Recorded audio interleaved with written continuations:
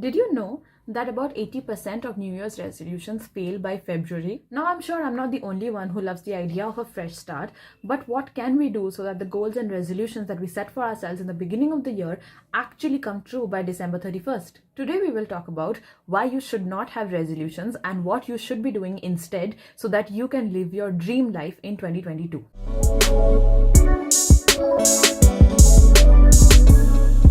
Hi everyone, I'm Ahana and welcome to my channel. Here we talk about all things related to stationery, planners, productivity and organization, and if that sounds interesting to you, don't forget to hit the subscribe button. When most of us set New Year's resolutions, we are expecting to be a completely different person when we wake up on January 1st with infinite willpower and discipline. If you have spent the last entire year sleeping till noon and eating absolute junk food every single day, you are not going to wake up at 6 a.m. on the 1st of January 2022 and run 10 miles and eat only salads the whole day. That is not who you are. You could be this person in 6 months, maybe 8, maybe a whole year, but on the 1st of January, magically when the year changes, you are not going to change. What I have figured out is wrong with most resolutions is that we place way too much faith in our future self and not enough on our present self. We know who we are right now, and why do we think that we are going to become completely different just because the year changes? That's not going to happen. And I used to be this person for the longest time. For years I had the same 5 resolutions on my list and I would constantly keep failing to achieve them, and I always thought there was something wrong with me. But then I realized that I am not taking the necessary steps that are needed to actually get to that point, and that is what we are going to be talking about today. I cannot say that I'm perfect when it comes to planning and setting goals and actually following through with all of my plans, but I have been doing this for a couple of years and it has brought me a little bit closer to my dream life. So I just wanted to share what I have learned so far and just give you a quick list of things that you might want to do if you want to also set goals properly and get a little bit closer to your dream life. So let's get started. So first up is that we have to look at what has been working and what has not been working, and I will call this part the review section. So first you have to review the year that has just gone by, right? And if you say that there is a lot of things in your life that you need to change, you have to look back and see what is it that you've been doing so far and why is that not bringing you closer to your dream life, and what are these habits and things that you keep repeating, what are the things that you want to start, what are the things that you want to quit. So all of these things will give you a fair idea of your starting point. And I am a marketing graduate, so there is this thing that we keep saying about marketing campaigns is what gets measured gets managed. So if you can actually measure your time, you can measure your goals, how you have spent the last year, you will actually be able to manage it so much better in the upcoming year. So personally, I divide my life into a few categories like work, home, family, time, money, and health related things. So when I divide everything that I do into these buckets, then I can kind of assess what works and what doesn't work and what I want to change, what I want to stop, and things like that. So if you properly give it some time and sit down and think about it, I think you will get a fair idea of what your starting point looks like. This next bit is the fun part. So here we are going to write down all of our dreams, like whatever you want to happen in 2022, it has to be a little higher than what is kind of obvious, what is given, but it cannot be too outrageous. It should be motivational, it should be aspirational, but it can't be so impossible that you absolutely can't achieve it, then you get demotivated and you don't carry on with it. So we're not going to do that, but we're going to make it a little higher than what is comfortable so that we stay motivated. You must have heard this saying that says plans are nothing but planning is everything. And as much as it hurts me to say this as an out and out planner nerd, but honestly, if you don't stick to your plans, it's completely useless, right? So what I would suggest to do in this step is that you take your dream life, the dreams that you set in the step before this, and break it down into small actionable things that you can do.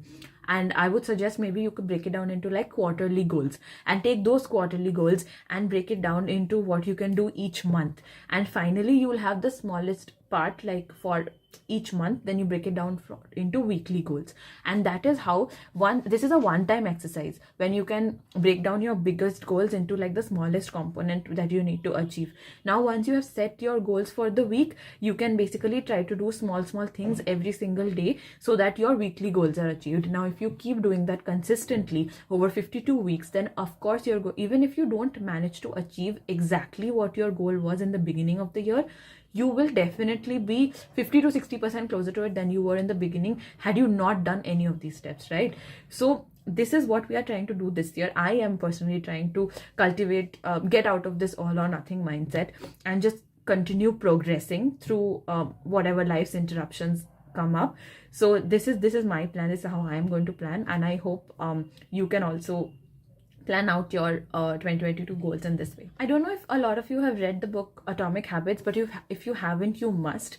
So there is this saying in Atomic Habits which says you don't rise to the level of your expectations, you fall to the level of your systems.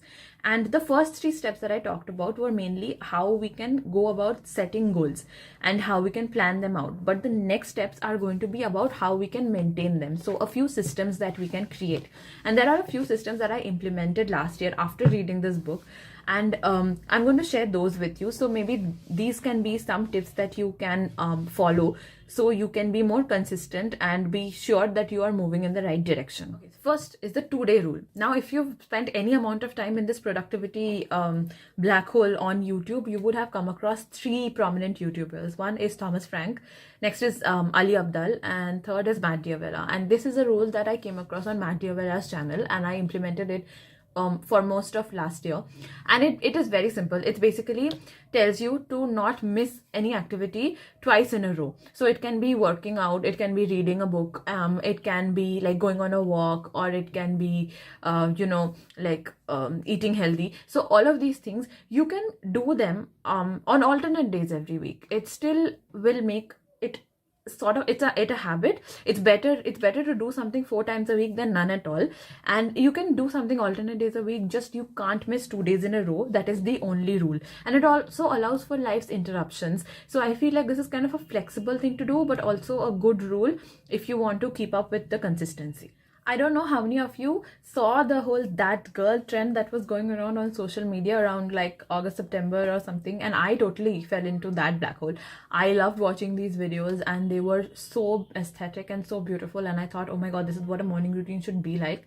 But it's not realistic, right? I mean, they are all amazing content creators and they were giving us this very nice aspirational lifestyle, and I saw that a lot of people had these even like what is it called, reaction videos to these that girl routines, and they said it was not realistic. But I kind of looked towards it as aspirational. This is what I would love my morning to be like, and even if I was like not intending to shoot it.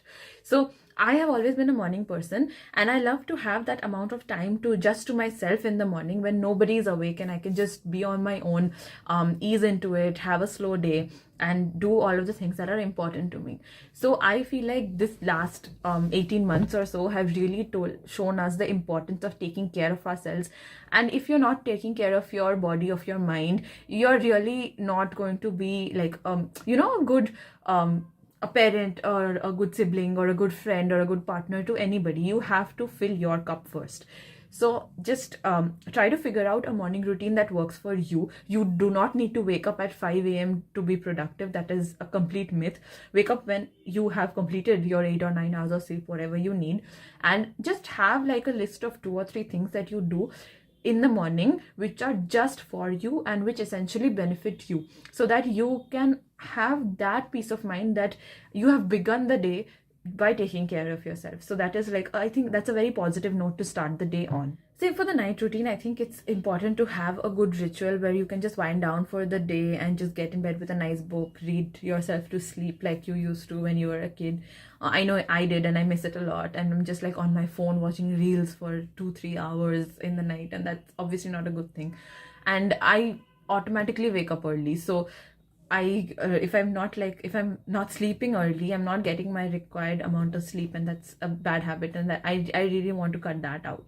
So you have to figure it out for yourself. What does your night routine look like? When does your work day end? When do you have dinner? What do you are you going to cook after your work day? Are you going to meal prep before?